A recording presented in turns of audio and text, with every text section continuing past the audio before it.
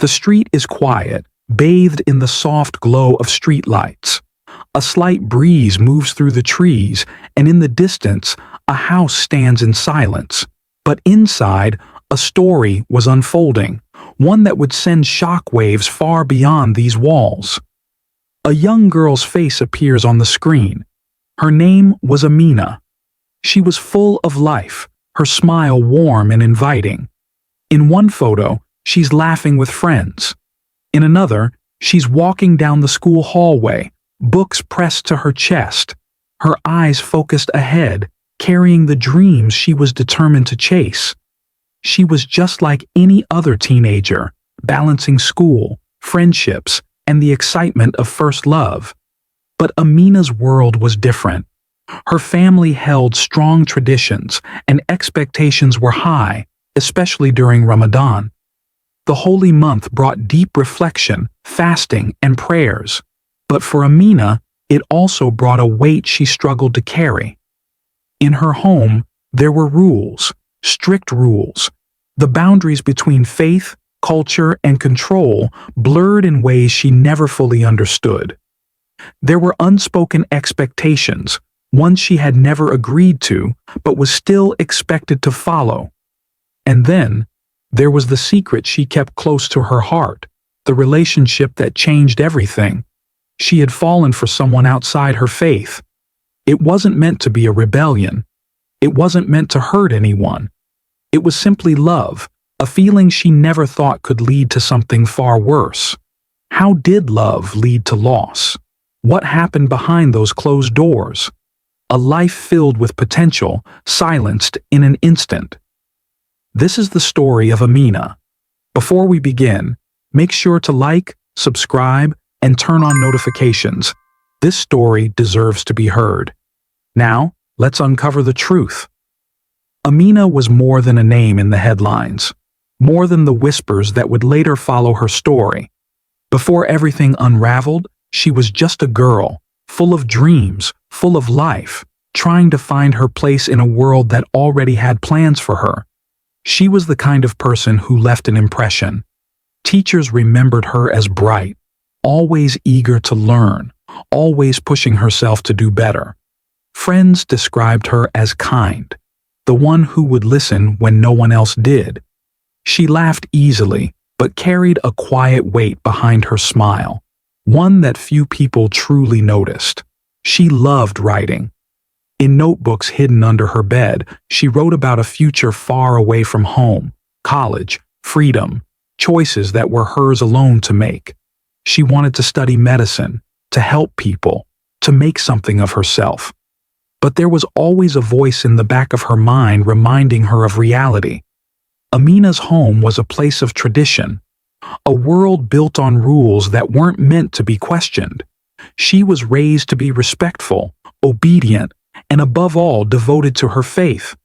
Her father was strict, a man of deep religious conviction. He believed in structure, discipline, and the idea that a family's honor was worth more than any personal desire. Ramadan was the most sacred time of the year, a period of prayer, reflection, and family unity. In Amina's home, the expectations grew heavier. There was no room for distractions, especially not ones that would bring shame. She knew the lines that could never be crossed. But what happens when a person wants more? When faith and family pull in one direction, but the heart longs for another? Those who knew Amina saw the signs, even if they didn't fully understand them.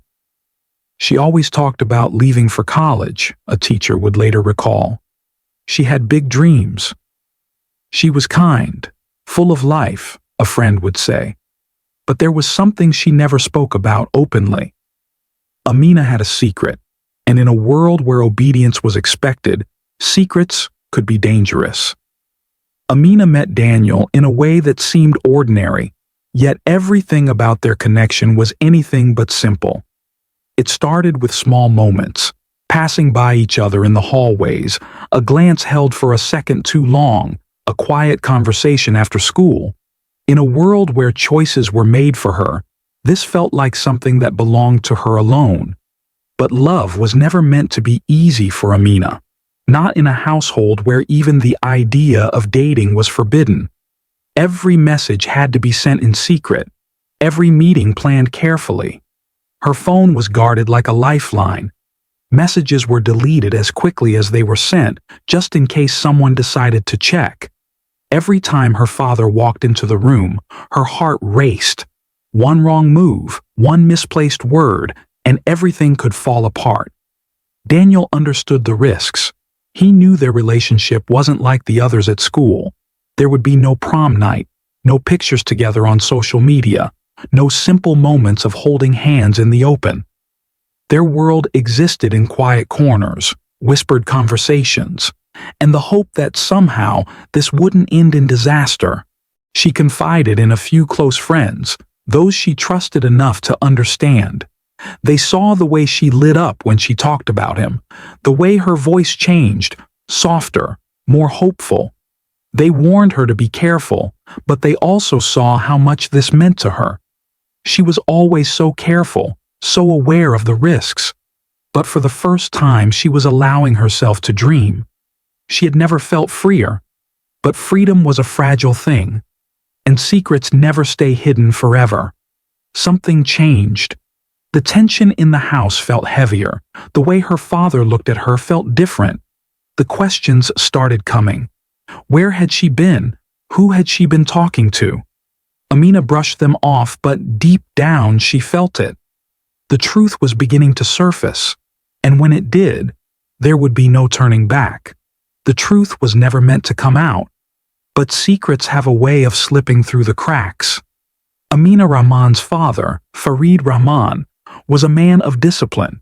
He expected respect, obedience, and above all, loyalty to their faith. For months, Amina had managed to keep her relationship hidden, but one mistake was all it took. A text message, one she forgot to delete, appeared on her phone screen while it was charging in the living room. Her younger brother saw the name and the affectionate words.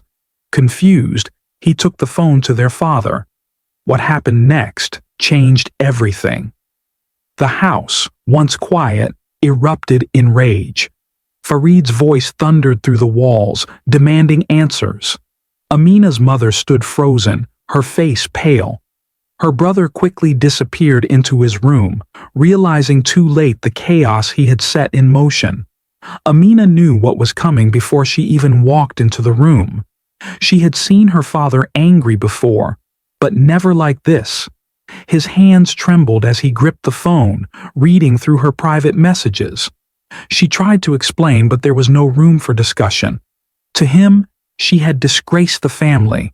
There was no understanding, no chance for forgiveness.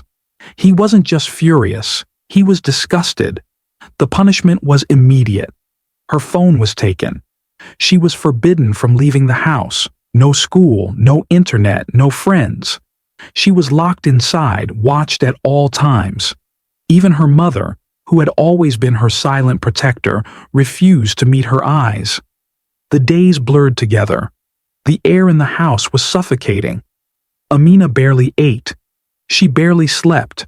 Her world had shrunk to four walls and the unbearable silence of her family. Her boyfriend, Daniel, had no idea what was happening. She was gone without a word.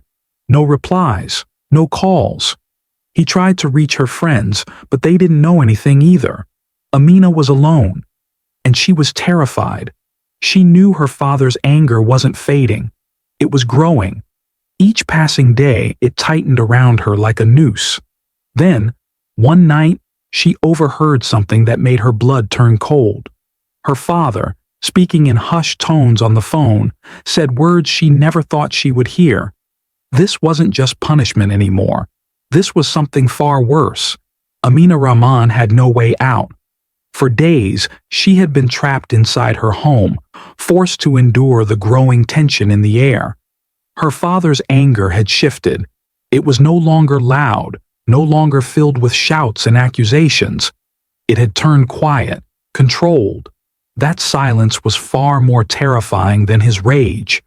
She knew what was coming.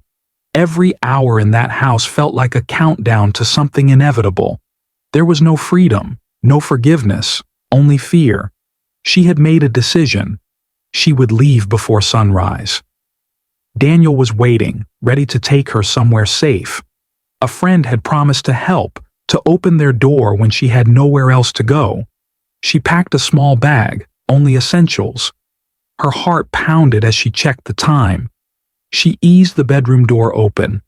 The hallway was dark, still. She took a cautious step forward. Then she saw him. Her father stood at the end of the hall watching. He had been awake, waiting. Amina froze. The air in the room thickened, pressing against her chest. She tried to explain, to reason with him, to promise she would end things with Daniel if that's what it took. But this was never about a choice. He stepped forward, blocking the exit. His voice was low, controlled. He wasn't yelling. He didn't have to. Amina's mother stood behind him, her hands trembling. Her brother peered through a crack in his bedroom door, too afraid to move. The tension shattered in an instant. Amina tried to push past him, but he grabbed her wrist, yanking her back with such force that she lost her balance. Her back hit the wall. The bag she packed fell to the floor. She struggled, fought to break free, but he was stronger. His grip tightened, his fury finally breaking through the mask of silence. His hands pressed against her throat, his strength crushing the air from her lungs. Amina gasped, clawing at his arms, but he wouldn't let go. Her legs kicked out, desperate to find solid ground. Her mother sobbed in the background, pleading for him to stop, but he didn't. Seconds stretched into eternity. Then her body went limp. The house fell silent. Her mother dropped to her knees, covering her face with trembling hands. Her brother remained frozen in the doorway, staring at the unthinkable. Amina Rahman was gone.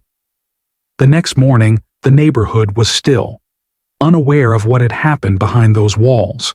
But inside, the weight of what had been done could never be erased. Her phone buzzed one last time.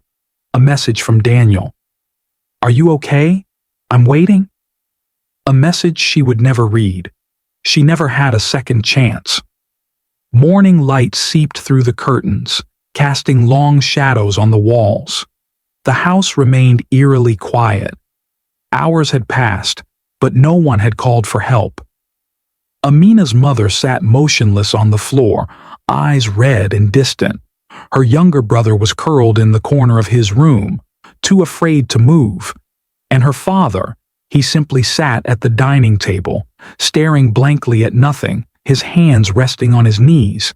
Then the knocking started. It was Daniel. He had been waiting all night. His calls had gone unanswered, his messages unread. He had told her he would be there, waiting at the corner just like they had planned. But she never came. He stayed up, watching the street, checking his phone every few minutes, hoping for any sign of her. By sunrise, panic had set in. Now he stood at the front door, pounding harder with each second that passed. He shouted her name, his voice echoing through the quiet neighborhood.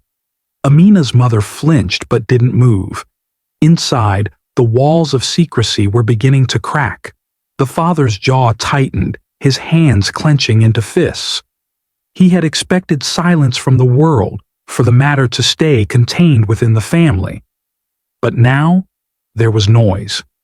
The door never opened. Daniel stepped back, glancing at the windows, searching for any movement inside. His stomach twisted. Something was wrong. He pulled out his phone and dialed. Not Amina this time. The police. By the time officers arrived, a small crowd had gathered outside. Neighbors peeked from their porches, whispering among themselves. People had heard the shouting the night before. Some had noticed Amina hadn't left the house in days. But no one had expected this. The officers knocked once, twice. No response. When they called through the door, the father finally stood up and walked to the entrance. He opened it, his face void of expression. The officers asked to speak with Amina. He didn't answer. Instead, he stepped aside. What they found inside was something no one would ever forget. The moment the news broke, everything changed. Amina's name filled headlines. Her photo was everywhere. A bright, hopeful girl whose future had been taken away in an instant. Social media erupted in outrage. Justice for Amina trended worldwide. Thousands of people shared her story, demanding answers, demanding justice. Debates sparked across news stations. Some labeled it a tragic crime. Others called it an honor killing, a term that fueled anger and heated discussions. But to the people who loved Amina, there was no debate. She hadn't lost her life for honor. She had lost it for control.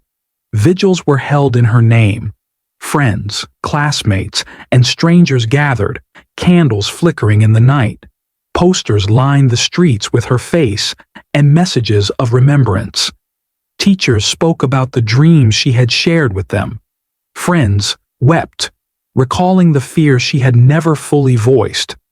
And Daniel, he stood among the crowd, silent, eyes red from sleepless nights.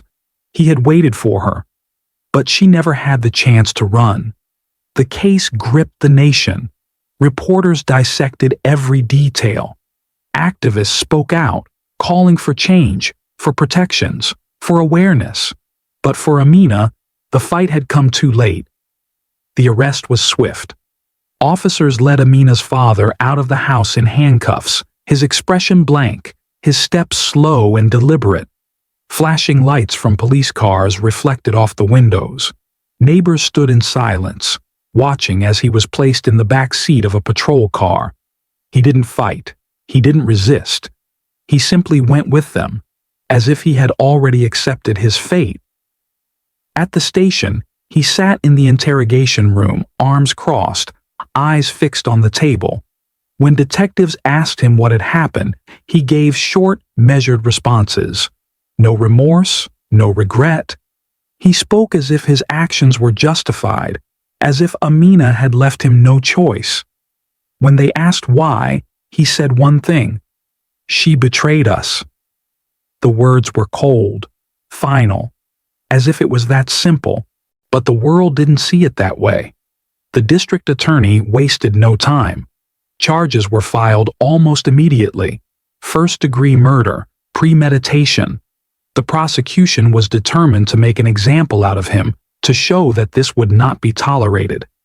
In the courtroom, the tension was unbearable. The trial began months later, but the wounds were still fresh. The courtroom was packed. Reporters, activists, members of the community who had followed every development. Amina's friends sat in the back, some holding tissues, others gripping each other's hands. The prosecution painted a clear picture. This was not a crime of passion. It was planned, calculated. Amina had been trying to escape, and her father had known. He had waited, watching, until he decided the moment had come. The evidence was undeniable. The defense tried to argue otherwise. They called it a moment of uncontrollable rage, a cultural misunderstanding. They claimed he had been pushed too far, that he had acted without thinking. They painted him as a father who had been desperate to protect his family's values, not a cold-blooded killer. But the jury saw through it. Testimonies were devastating. Amina's teachers spoke of a bright girl with dreams that had been stolen. Friends described the fear she had tried to hide. Daniel was called to the stand, his voice steady, but his eyes filled with pain. He spoke about their plans, about the texts she had sent in those final hours, the last message she had never opened. And then there was Amina's mother. She sat in the witness stand, trembling hands folded in her lap. She didn't defend her husband. She didn't justify what he had done. She simply described what she had seen that night, her voice barely above a whisper. For the first time, her husband's expression changed. For the first time, there was fear in his eyes. The jury didn't take long. When the verdict was read, guilty on all counts, the courtroom erupted. Some sighed in relief, others wiped their eyes. The sentence was harsh, but no punishment could undo what had been done. Amina Rahman was gone. But this time, justice did not look away. The courtroom was silent as the judge prepared to deliver the sentence. The weight of the trial, the evidence, and the testimonies had all led to this moment. Amina's father stood motionless, his hands clasped in front of him. He had spent weeks in that chair, listening as his own family, his own community, turned against him. But in his eyes, there was no remorse, only defiance. The judge's voice was firm. The crime was deliberate, the evidence undeniable. The sentence was life in prison, without the possibility of parole. The punishment fit the crime. But no punishment could bring Amina back. Outside the courthouse, crowds had gathered. Some held candles, others held signs with Amina's name. The moment the verdict was announced, emotions spilled over. Some wept, some cheered, some simply stood in silence, absorbing the weight of what had just happened. The news spread fast. Social media flooded with messages. Justice for Amina trended for days. News anchors debated the case, questioning how something so tragic could still happen in modern society. Some called it an act of honor, others called it what it truly was: murder. For Amina's friends, the verdict brought little comfort. She should have been here. She should have been planning her future, not becoming another name in a long list of tragedies. Her mother never spoke to the cameras. She left the courthouse with her head down, avoiding the reporters who shouted questions at her. Her grief was too heavy, her guilt too overwhelming. She had lost a daughter, and she had lost a husband. Amina's younger brother, once too afraid to speak, finally found his voice. He stood before the cameras, his hands shaking, his words slow but steady. He didn't defend his father. He didn't make excuses.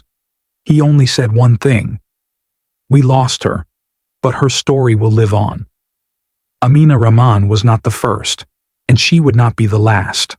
Her story was one of love and fear, of control and defiance, of a life cut short before it had truly begun. It was a crime that echoed beyond the walls of her home, beyond the courtroom, beyond the headlines. Because this wasn't just one family's tragedy. It was a tragedy fueled by culture, faith, and control. And the world still wasn't listening. Amina Rahman's story was one of many. Honor-based violence was not new. It had existed for centuries, hidden behind closed doors, justified by twisted beliefs. Across the world, in different cultures and communities, daughters, sisters, and wives had paid the price for choices their families refused to accept. Some cases never made the news. Some never even reached a courtroom. In Amina's case, justice was served. But justice could not undo what had been done. The holy month of Ramadan was meant to be a time of reflection, peace, and faith. A time to seek forgiveness, to strengthen family bonds. But in Amina's home, faith had been twisted into something else: control, judgment, punishment. Her father had believed he was protecting his family's honor, that her love for Daniel was a betrayal, not a choice, that his faith gave him the right to take her future away. But faith was never meant to be a weapon. Amina's name would not be forgotten. Her face remained on news reports, on posters at candlelight vigils, on social media posts demanding justice. Her story became a symbol, a warning of what could happen when control was disguised as honor. Her name appeared on the screen, a reminder that she was more than a headline. She was a daughter, a friend, a young woman with dreams that would never come true. She had wanted love. She had wanted freedom. And for that, she had been taken too soon. What is the price of honor when it costs a life? No belief should justify a life lost. If you or someone you know is in danger, seek help. There are people who will listen. There are places to turn. No one should have to live in fear of the people who are meant to love them. Amina's story had ended, But for others, there was still time. If this story moved you, make sure to like, comment, and subscribe to help spread awareness. Share your thoughts below and let this conversation continue. Together, we can bring change.